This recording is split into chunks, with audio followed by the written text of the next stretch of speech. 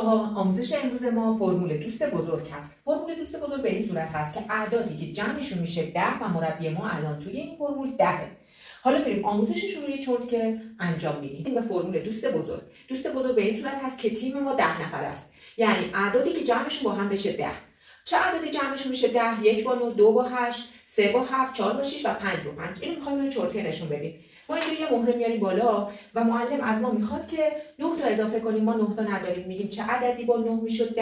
1. پس 1 میره دنبال 9. اینجا رو میله 10 کن، 10 تا اضافه میکنیم.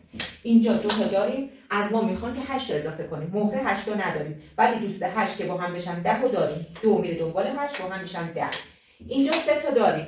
از ما میخوان 7 تا اضافه کنیم. 7 تا نداریم. 3 رو میفرستیم دنبال 7. جمعشون با هم میشه 10. روی میله 10 اضافه میکنیم.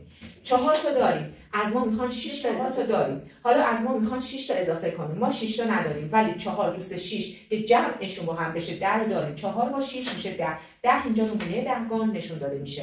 اینجا 5 تا داریم. دوباره به ما میگن 5 تا اضافه کنید. نداریم. 5 با 5 جمعشون میشه 10. میره 5 دنبال 5 با هم جمع 10 نفره تشکیل میدن و روی مهره میله 10 اضافه میشن.